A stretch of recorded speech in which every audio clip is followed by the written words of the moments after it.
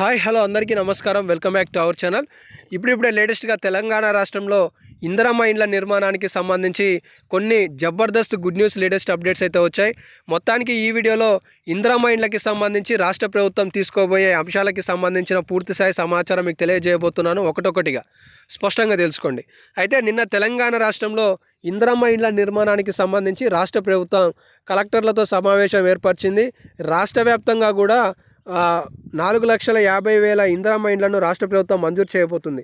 ఇందులో ఒక్క నియోజకవర్గానికి 3,500 ఇండ్లను ప్రభుత్వం మంజూరు చేయబోతున్న నేపథ్యంలో జనవరి 26వ తారీఖు నాడు రాష్ట్ర వ్యాప్తంగా కూడా ఈ 4,50,000 ఇందిరమ్మ ఇండ్ల పథకాలకి సంబంధించి అర్హత కలిగినకి లబ్ధిదారుల ఎంపికను తెలియజేయబోతున్నట్లుగా తెలుస్తుంది. లబ్ధి పొందిన లబ్ధిదారుడికి మొదటి విడతలో 1,75,000 రూపాయలు ఇచ్చిన బ్యాంకు ఖాతాలో ఆ మహిళ పేరు మీద రాష్ట్ర ప్రభుత్వం నిధులు అనేవి జమ చేయబోతున్నట్లుగా సమాచారం తెలుస్తుంది. ఇక్కడ చూసుకోవచ్చు, ఇందిరమ్మ యాప్ ద్వారా గుర్తించిన 18 లక్షల మంది వివరాలను జిల్లాలకు పంపించాం. అందులో అత్యంత నిరుపేదలను గుర్తించి వారికి మొదటి ప్రాధాన్యత కింద తొలుత కేటాయించిన 3,500 ఇండ్లకి సంబంధించి జాబితాను సిద్ధం చేయాలని చెప్పేసి నిన్న కలెక్టర్లను ఉద్దేశించి సీఎం రేవంత్ రెడ్డి గారు అధికారులకు ఆదేశాలు అనేవి ఇవ్వడం జరిగింది.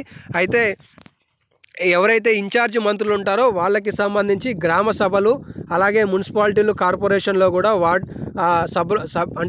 ఆ సభలలో ప్రదర్శన చేపట్టి నిజమైన ఎంపిక చేసి లబ్ధిదారునికి ఇంటి నిర్మాణానికి సంబంధించి కేటాయింపు చేయాలి అని చెప్పేసి వారు సూచించిన సమాచారం అయితే చూసుకోవచ్చు. అలాగే మీకు కావాల్సిన ఇంటి నిర్మాణానికి సంబంధించిన నిధుల విషయంలో కావచ్చు, లబ్ధిదారుడి ఎంపిక విషయంలో కావచ్చు, ఎలాంటి అవకతవకలు జరిగాయని మీరు అభిప్రాయపడ్డా కూడా ఒక వెబ్సైట్ని ప్రభుత్వం ప్రారంభించడం జరిగింది. దానికి సంబంధించిన ఏ ఫిర్యాదునైనా ఈ వెబ్సైట్లో ఇవ్వచ్చు. ఇందిరమ్మ ఇండ్లు .telangaana.gov.inలో ఆ ఫిర్యాదును చేయొచ్చు అని ఇప్పటికే పొంగులేటి శ్రీనివాసరెడ్డి గారు నిన్నటి కార్యక్రమంలో ప్రారంభించడం జరిగింది. సో చాలా స్పష్టంగా ఇచ్చారు. ఇప్పటికే తెలంగాణ రాష్ట్రంలో 95% ఇండ్లకి సంబంధించిన సర్వేను పూర్తి చేశామని చెప్పేసిన స్టేట్మెంట్ కూడా చూసుకోవచ్చు.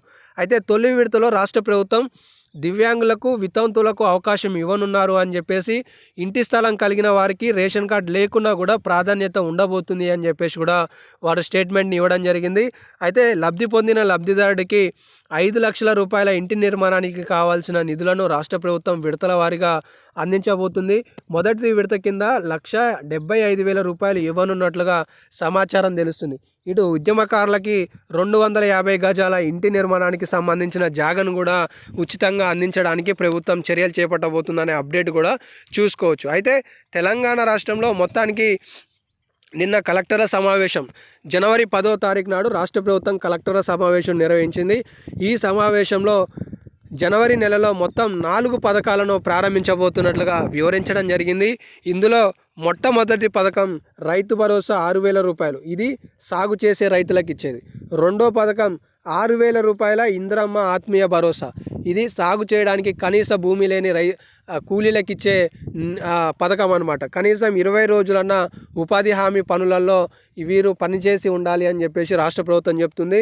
ఇక మూడో పథకం వచ్చేసి తెలంగాణ రాష్ట్రంలో 4,50,000 ఇందిరమ్మ ఇండ్లు, 5 లక్షల రూపాయల నిధులు అనేవి మహిళా ఖాతాలలో ప్రభుత్వం జమ చేయబోతుంది. ఇక నాలుగో పథకం వచ్చేసి కొత్త రేషన్ కార్డులు చాలా సంవత్సరాలుగా తెలంగాణ రాష్ట్రంలో ఏ ఒక్కరికి లేవు, వాళ్ళకి కూడా మంజూరు చేయనున్నట్లుగా ప్రభుత్వం ప్రకటించింది. సో ఈ అప్డేట్లో మీరు చాలా సమాచారాన్ని తెలియజేసుకున్నారని, ఇలాంటి మరెన్నో లేటెస్ట్ అప్డేట్లు మిస్ కావద్దు అనుకుంటే మన ఛానల్ని సబ్స్క్రైబ్ చేసుకొని ఫాలో అవుతుండండి. ధన్యవాదాలు.